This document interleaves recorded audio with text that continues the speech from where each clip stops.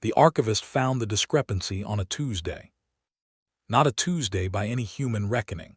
The hegemony didn't use Earth's calendar, had never seen the need to adopt it, and considered the very concept of nomming individual days a peculiar waste of linguistic resources.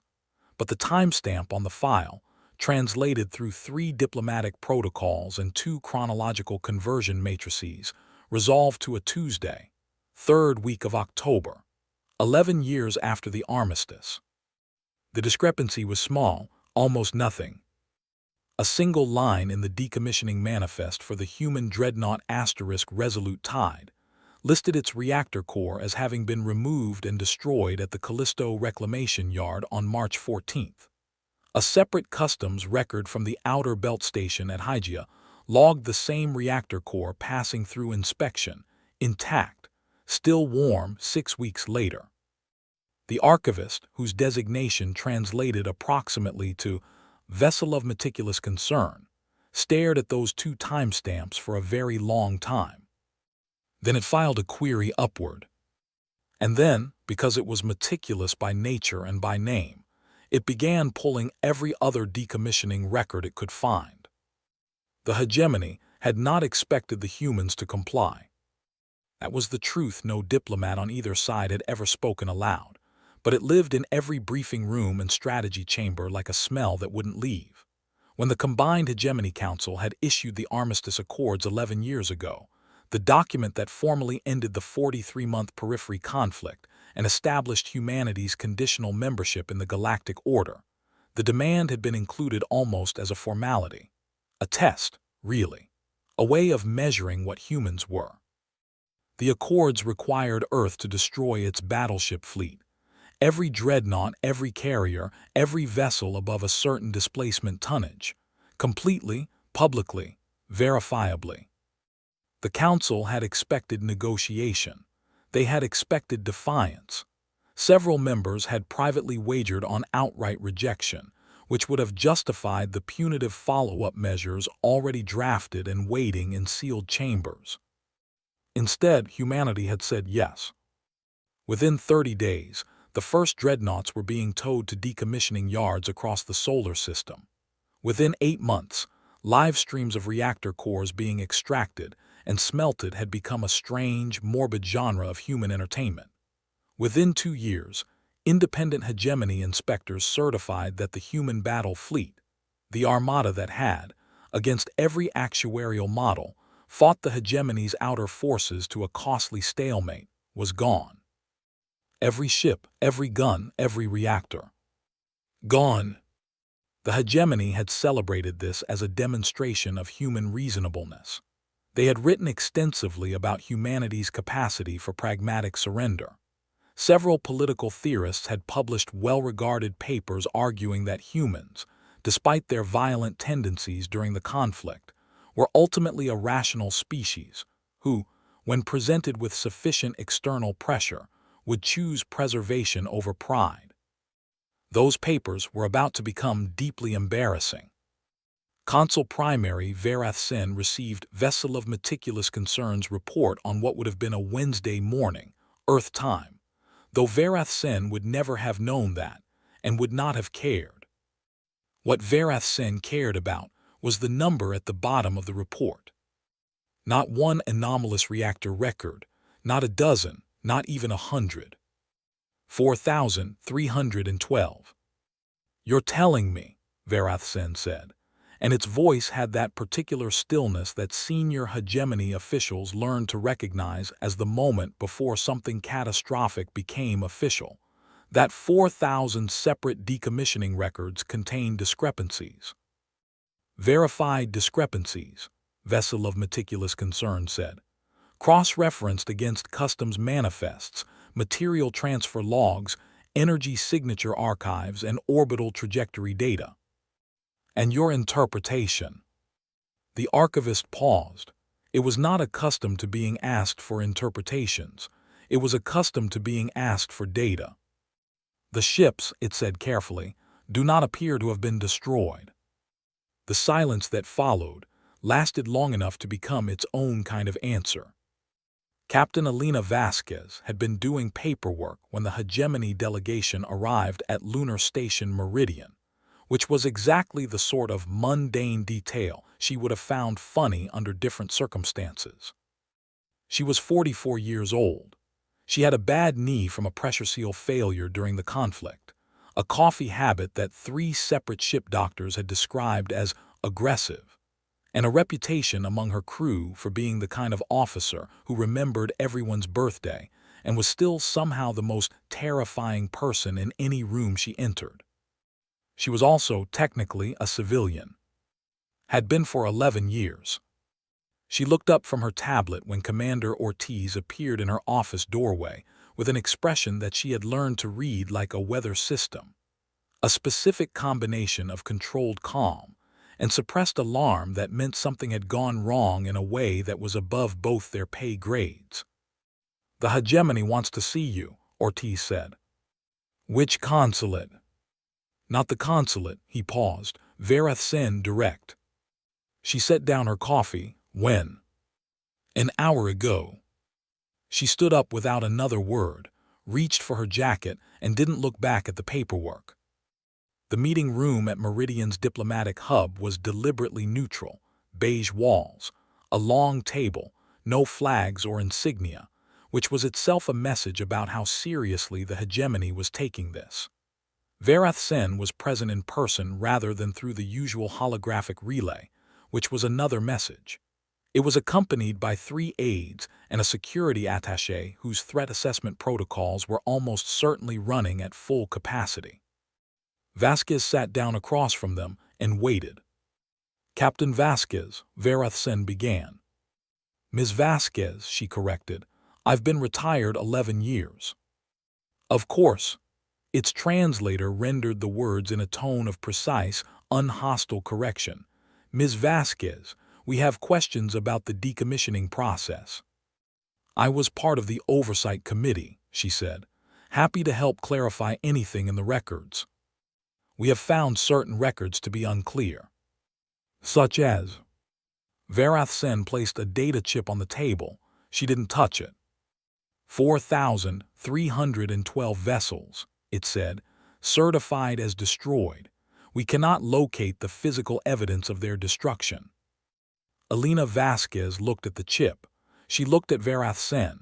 She looked for a moment at the table between them as if she were calculating something. Then she said, "You're looking in the wrong places." The aide to Vasquez's left made a sound that its translator rendered as a question. Vasquez itself leaned forward by a fraction, a small movement, but the security attaché's posture changed at the same time. "Clarify," Vasquez said. "The reactors were removed," she said, "certified and logged. The hulls were decommissioned, certified and logged." She paused. Nobody specified what had to happen to the hulls after decommissioning. Another silence, different from the last one. "Where," Vasquez said, "are the hulls?" She looked at it steadily. "I don't know what you're authorized to know," she said, "and I'm not sure I'm the right person to tell you." The thing that kept Vessel of Meticulous Concern awake, if hegemony archivists slept, which they did imperfectly, was not the missing ships. It was the timeline. The decommissioning process had begun 30 days after the armistice was signed. The humans had moved with extraordinary speed, faster, in fact, than any independent analysis had predicted. The Council's own estimates had suggested full decommissioning would take 4 to 5 years. Humans had done it in 2. At the time, everyone had interpreted that speed as eagerness to comply, as further evidence of the reasonableness hypothesis. Vessel of Meticulous Concern, pulling records at 3 in the morning on a Wednesday that no one in the building would ever call by that name, began to think the speed meant something else entirely. 30 days after the armistice. The humans had started moving 30 days after signing. It pulled the initial assessment records from the conflict, found the engineering estimates for how long it would take to physically remove and transport a reactor core from a dreadnought-class vessel. Minimum time, 19 days under ideal conditions. It pulled the construction records from the decommissioning yards themselves, dates of first operation, staffing manifests. 3 of the largest yards had been fully operational within 8 days of the armistice. 8 days. Which meant construction on those yards had begun before the armistice was signed. The archivist sat with that fact for a long time. Then it filed another query, urgent, marked with every priority flag it had access to.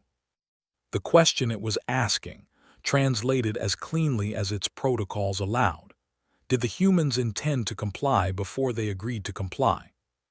And the secondary question, the one that followed from it like a shadow follows a body, the one that it buried in a subappendix, because it didn't want to be the one to say it directly. If they planned the decommissioning before agreeing to it, what else did they plan before agreeing to it? Vasquez requested a formal briefing from Earth's diplomatic mission within 6 hours of the Vasquez meeting. Earth's diplomatic mission took 14 hours to respond. This delay would later be identified as significant.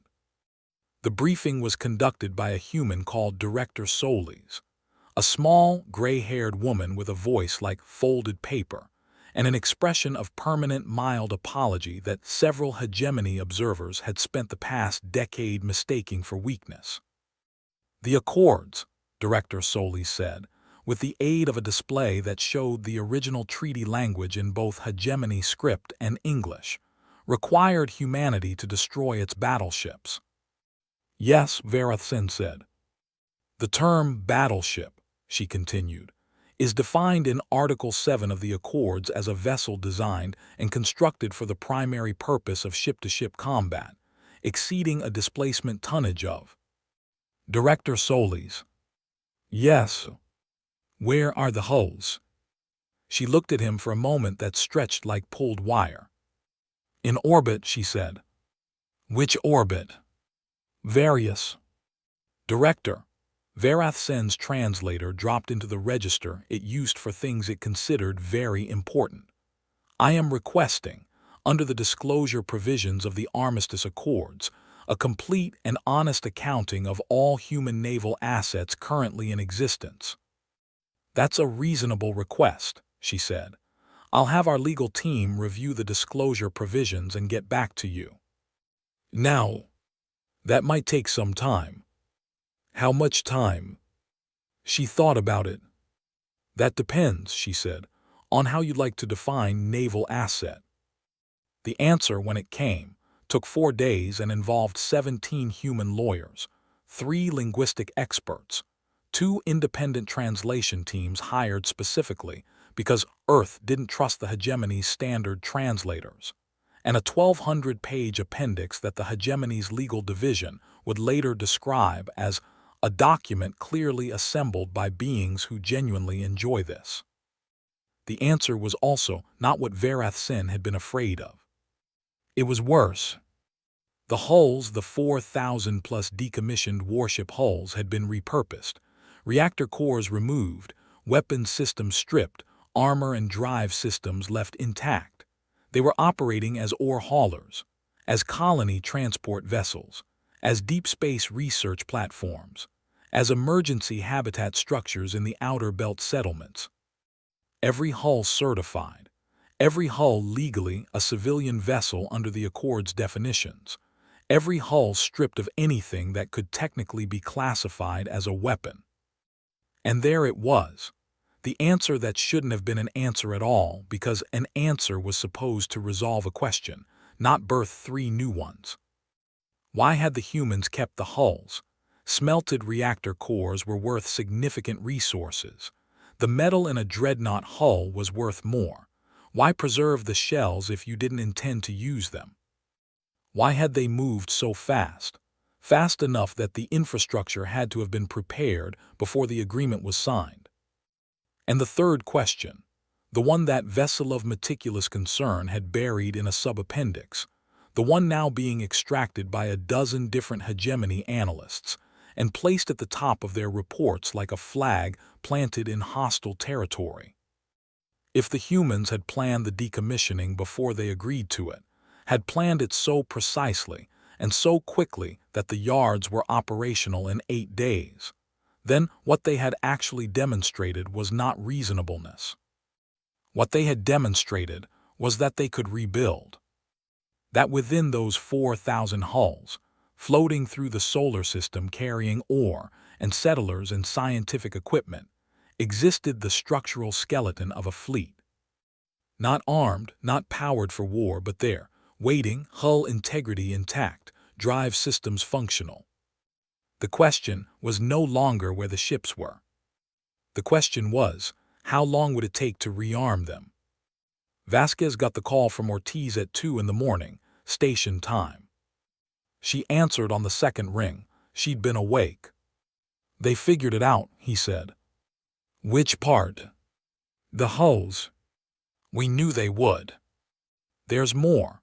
His voice had the texture of someone delivering news they don't want to be the one delivering. "They've started pulling construction records from the post-armistice period. All of them." She sat up. "How deep?" "Deep enough to find the Alara contracts." The room felt smaller than it had a second ago. She stood up, moved to the window, looked out at the curve of the lunar surface and the stars beyond it. "How long before they connect them?" she asked. "Analysts think 12 to 18 hours, maybe less." He paused. "Elena, they don't know about the drives yet." "I know." "When they find out about the drives." "I know, Ortiz." Another pause, longer. "Is there anything you want me to do?" She watched a transit shuttle arc across her field of view, its running lights blinking patient and slow against the dark. "Start the coffee," she said. "This is going to be a long night." The Alara contracts. Vessel of meticulous concern found them at hour 11. Not because they were hidden, they were publicly filed, accessible through Earth's commercial registry, logged under the name of a civilian engineering consortium called Alara Deep Systems. But the hegemony's analysts hadn't been looking for civilian contracts. They'd been looking for military ones. The contracts were for drive systems. Specifically, a new generation of cold fusion drive architecture that Alara Deep Systems had been developing over the past decade, with funding from 17 separate private investment groups. Remarkable drives, extraordinarily efficient, compact enough to retrofit into existing hull configurations without significant structural modification. Existing hull configurations such as, for example, the structural skeleton of a decommissioned dreadnought. Vessel of meticulous concern experienced something that it could only describe as a sensation of the ground moving beneath it, except it was standing on a space station, and there was no ground. The drives alone weren't weapons. They weren't proof of anything. A drive system was a drive system. But when you cross-reference the drive output specifications with the power requirements for the weapon systems that had been stripped from the hulls, systems that had been dismantled, yes, but whose manufacturing specifications were still public record, still reproducible. The math was very simple. The math said that any one of those 4,000 hulls could be fully rearmed in approximately 11 days. All 4,000 in 11 days, if you had sufficient manufacturing capacity. It pulled the records for human manufacturing capacity over the past decade. Civilian manufacturing, commercial shipyards, the enormous, quiet expansion of Earth's industrial base across the outer belt settlements, framed in every public document as economic development, as colonial infrastructure, as the reasonable growth of a species taking its first steps into the wider galaxy. It ran the numbers 3 times. Then it sat in the dark and thought about what the humans had actually been building for 11 years while they smiled across diplomatic tables and certified decommissioning records and said, in translation, "We are being reasonable." They had not been building weapons. They had been building the capacity to build weapons. The industrial base, the logistics networks, the trained workforce, the hulls, the drives, all separately, all legally, all perfectly consistent with the letter of the Accords, all pointing with the quiet precision of a compass needle finding north toward a single capability: the ability to field a fully armed and operational fleet in 11 days if the order was ever given. Not a fleet of 4,000 ships. What Veselov meticulous concern calculated, when it accounted for the decade of civilian construction that had been quietly running parallel to the decommissioning, was something very different. 11 years of building. 22,000 hulls. Vasquez reviewed the report twice before calling for a council session. It called Vasquez directly first. That was not protocol. Vasquez had been in diplomatic service for 30 years, and it had never broken protocol in the execution of its duties. It broke protocol now. 22,000, it said, when she appeared on the comm. She didn't look surprised. She looked like someone who had been waiting for a specific question and was now deciding how to answer it. The Accords, she said, required us to destroy our battleships. We destroyed our battleships, every reactor core, every weapon system. The Accords did not require us to stop building. You built a larger fleet than the one we made you dismantle. We built civilian vessels, the Accords. Do not cite the Accords to me again. Vasquez's voice had moved past stillness into something else. Ms. Vasquez, Elena, I am asking you as an individual, not as a diplomat, not under any treaty provision. I am asking you, why? The silence on her end lasted long enough that Vasquez wondered if the connection had dropped. You made us dismantle the fleet that fought you to a stalemate, she finally said. A fleet built by 3 generations of people who understood what was at stake, and you called it surrender. She paused.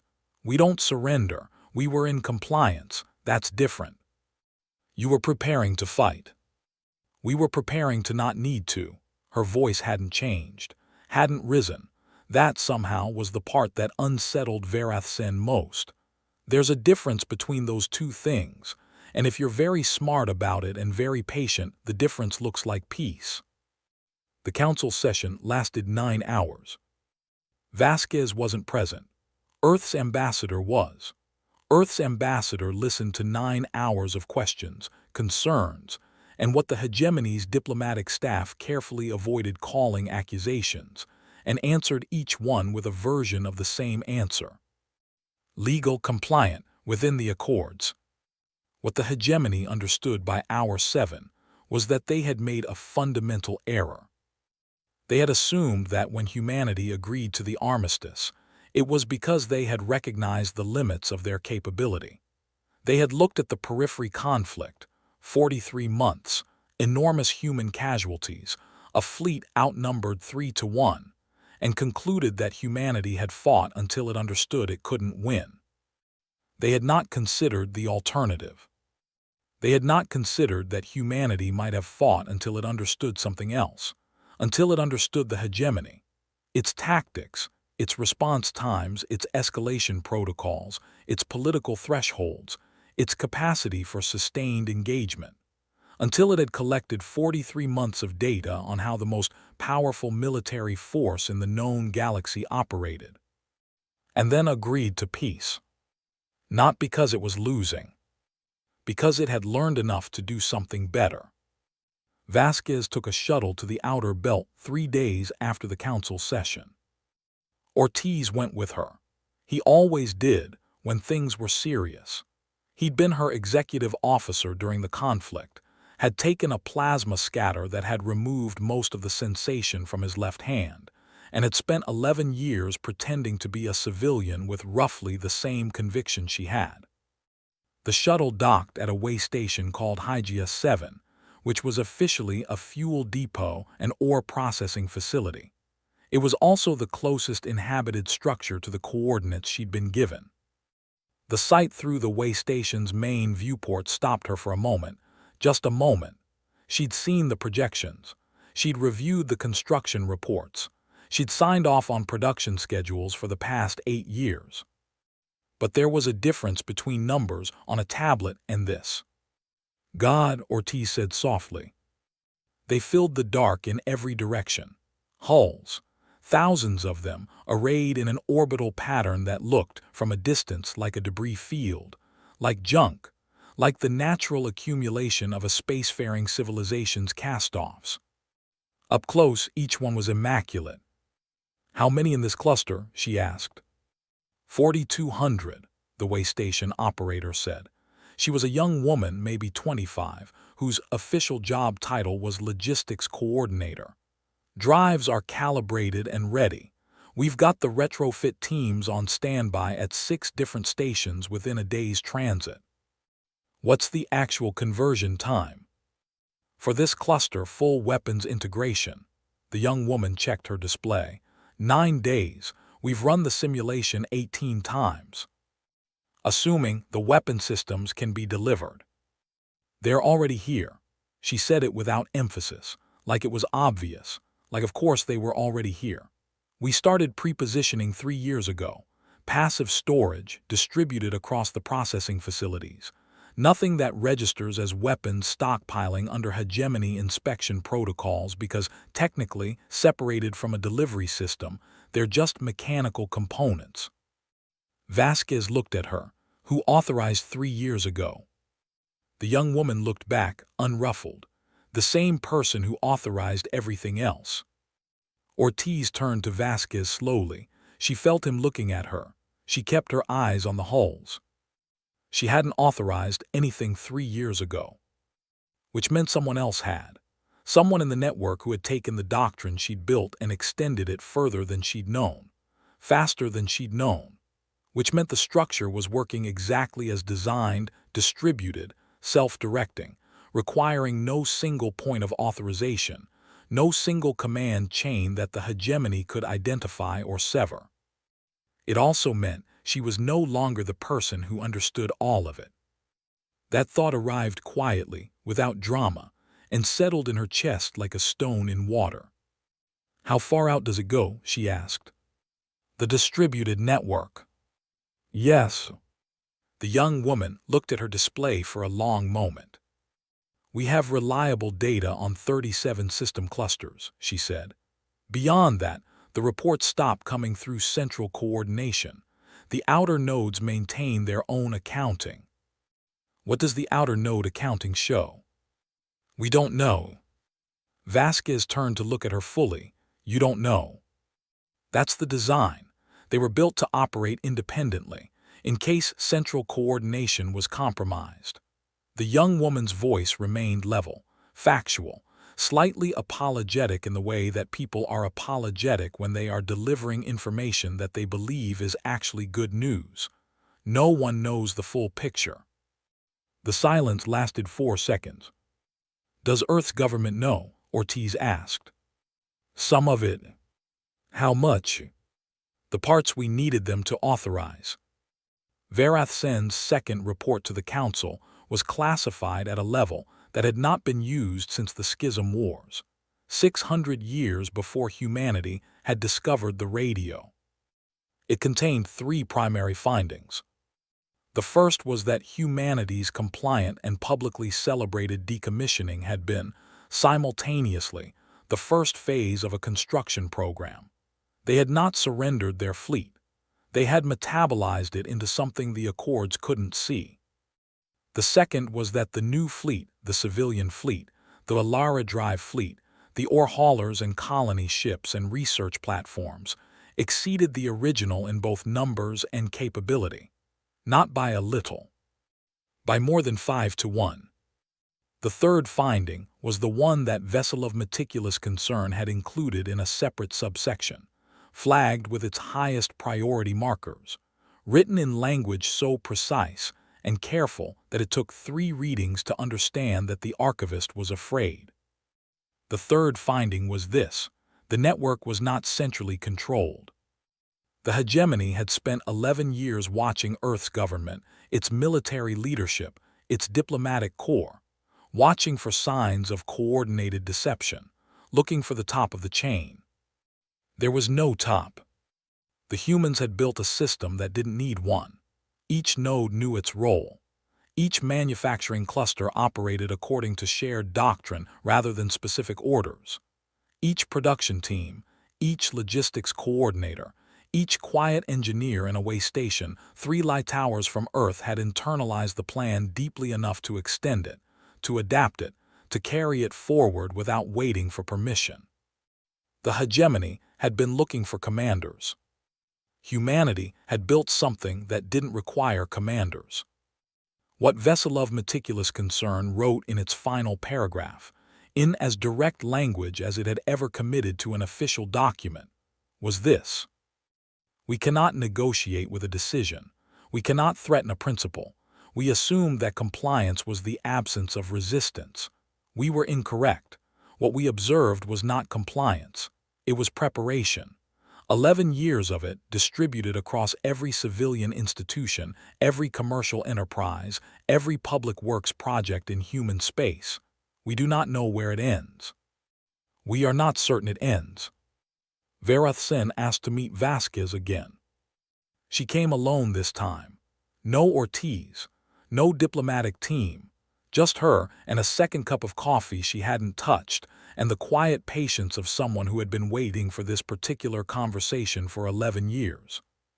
You didn't build a second fleet, Varathsen said. No. You built a civilization that could produce a fleet. Yes. In 11 days. Roughly. Varathsen was quiet for a moment. Outside the viewport, Lunar Station Meridian's solar array turned slowly in the light. We could respond, it said, preemptively. The council is discussing. No, she said, you couldn't. Not a threat, not a boast. The flat, calm voice of someone describing rainfall. You don't know what we've prepared. I know what a preemptive strike against a distributed network with no central command structure produces, she said. You've seen it in your own history. Every historian in the hegemony has written about the Thevan decentralization. You know what happens when you attack something that doesn't have a throat to cut. She lifted her coffee. You just make it angry. Varathsen looked at her for a long time. What do you want? It asked. The question surprised her. She hadn't expected directness. She'd prepared for another 9 hours of legal language and accord citations and diplomatic distance. Revised terms, she said. Accords that recognize human space as a full partner, not a conditional member. Trade agreements that aren't structured to keep us resource-dependent. And the Council stops pretending it has the authority to dictate our military capacity. And if the Council refuses? She set down her cup. We've been at peace for 11 years, she said. We'd like to continue that. I think you'd like to continue that. The question is whether your council would like to continue it enough to adjust their assumptions. And if they adjust their assumptions and then discover later that there's still more we don't know about, more that you haven't revealed. She didn't answer immediately. She looked at the table, then at the viewport, then at him. Probably, she said. The honesty of it hit him harder than any threat would have. Why tell me that? Because you'll figure it out eventually, and when you do, I'd rather you remember this conversation. She leaned forward slightly. We're not trying to deceive you, Varathsen. We're trying to survive in a galaxy that made us dismantle the only thing standing between our children and whatever comes next. We're doing what our nature requires us to do. She paused. You called us rational. You wrote papers about our reasonableness. You misread us completely, and I think some part of you knows that. What are you? The question came out smaller than he intended. She thought about it for a real moment, not a diplomatic pause, an actual moment of consideration, as if she were asking it of herself. Persistent, she said, mostly. The council's deliberations lasted 6 weeks. In that time, Veselov Meticulous Concern continued pulling records. It had become, in some sense, incapable of stopping. Each answer produced a new question with such reliable momentum that it had begun to feel like a property of the humans themselves, like something they did to the minds of those who looked at them too closely. It found the medical records next. Specifically, it found the casualty records from the periphery conflict. The numbers it had always known, human losses, had been significant, a fact the hegemony had used in its strategic models to conclude that humanity would be deterred by the prospect of future conflict. What it hadn't known was the granular breakdown. It found that in the final 8 months of the conflict, after the hegemony's outer forces had destroyed the human Third Fleet at the Battle of Proxima Station, the humans had continued fighting with a force that their own casualty projections showed had less than a 30% chance of survival in sustained engagement. Less than 30%. They had known. The projections had been internal documents, but they had been accessed. Vessel of meticulous concern found the access logs by senior human commanders during that period. They had read the numbers.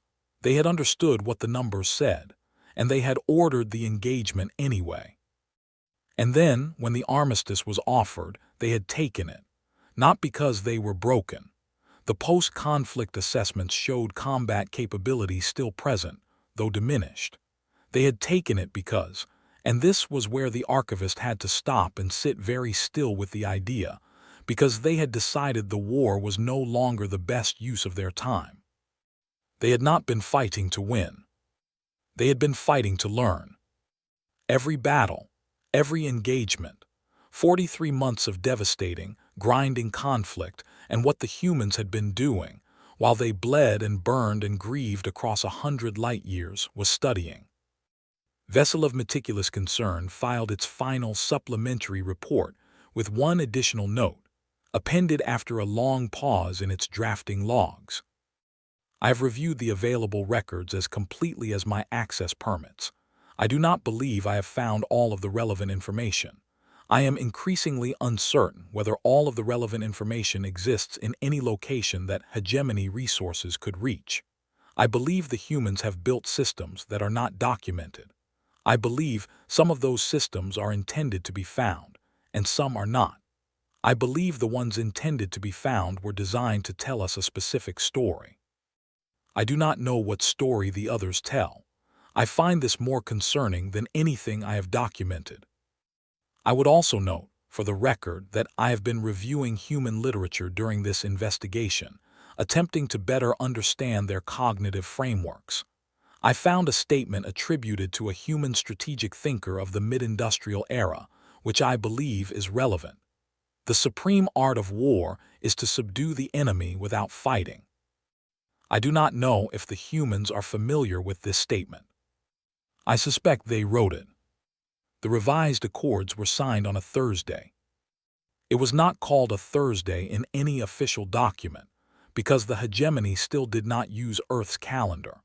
But someone on the human side had ensured the signing was scheduled for a Thursday, and later historians would note this with the amused certainty that it was not an accident.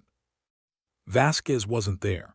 She was back at HFY 7 watching the hulls. Ortiz stood beside her, his left hand in his jacket pocket the way he always stood when he was thinking about the past. "It worked," he said.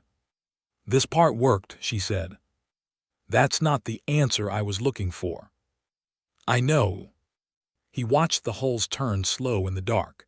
"Do you know how far it actually goes, the outer nodes?" She shook her head. "Does anyone?"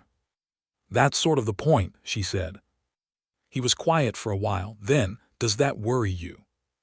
She thought about it, really thought about it, the way she had thought about Varathsen's question, not as a diplomat, not as a former officer, but as a person standing in the actual dark looking at something that had grown beyond any single person's understanding. "Yes," she said, "and no." "Explain the no." "We built it to outlast us, any one of us, any decision any one person might make." She watched a small work shuttle traverse the grid of hulls, moving unhurried between them, someone's routine, someone's Tuesday. Somewhere out there are people we've never met who are carrying this forward the same way we carried it forward from the people before us. People who understand what it's for without being told, who don't need orders because they have something better. What's better than orders? She looked at him. Reasons, she said. Vasquez submitted its resignation from the consul primary position 4 months after the revised accords were signed. The official reason given was health. The unofficial reason, which circulated in diplomatic channels for years afterward, was that it had simply found the work too disturbing to continue. In its private journals, which were not discovered for another decade, it had written one entry that was longer than all the others combined. Most of it was analysis and documentation, standard Vasquez, meticulous, thorough. The last paragraph was different. I have spent my career under the assumption that intelligence implies predictability, that a species advanced enough to negotiate, to reason, to build and communicate and reflect would ultimately behave according to the principles of rational self-interest. What I failed to account for is that the humans reason differently. Not worse, not irrationally. They simply begin from different premises. Where we see the logical conclusion and stop, they ask what comes after the conclusion. Where we see unacceptable cost, they see necessary price. Where we see surrender, they are apparently doing something else entirely, something for which I am not certain we have a translation. They signed the armistice not as a defeated people, but as a people who had decided the war was finished being useful. They complied with our demands not because they could not refuse, but because compliance was more efficient than refusal for the thing they were actually building. The thing they were actually building, I now believe, is not a fleet. The fleet is just the evidence. What they were building is the kind of civilization that produces a fleet in 11 days and then decides, without drama, whether or not today is the day. I do not think today is the day. I think they are waiting. I think they will always be waiting. And I think they are content with that, genuinely content, in ways I do not understand and am no longer certain I want to. At Hygiea 7, the work shuttle completed its circuit and docked. The young logistics coordinator, whose name was Adisa, who was 25 years old, who had grown up hearing her grandmother's stories about the periphery conflict the way other children heard fairy tales, filed her daily report, flagged 3 maintenance items, and started her coffee. She didn't think of herself as a soldier. She didn't think of herself as a revolutionary or a strategist or a cog in a machine. She thought of herself as someone who understood what needed to be ready and made sure it was ready. She didn't need to know the full plan. She didn't need to know how far the network went or who sat at its center or whether anyone did. She knew her piece. She knew why her piece mattered. She knew that if the morning ever came when the hulls had to stop being ore haulers and research platforms and colony ships and become something else, her 9 days of work would mean something. She suspected the morning wouldn't come. She worked as though it would. Outside in the patient dark, 22,000 hulls held their orbits. Not sleeping, not waiting. Ready in the way that only things built by creatures who have stopped believing in the luxury of unreadiness can be ready. The stars didn't care. The galaxy turned. And somewhere in the quiet arithmetic of it all, a civilization that had been told to disarm continued, unhurried and untroubled, doing the only thing it had ever really known how to do. It continued.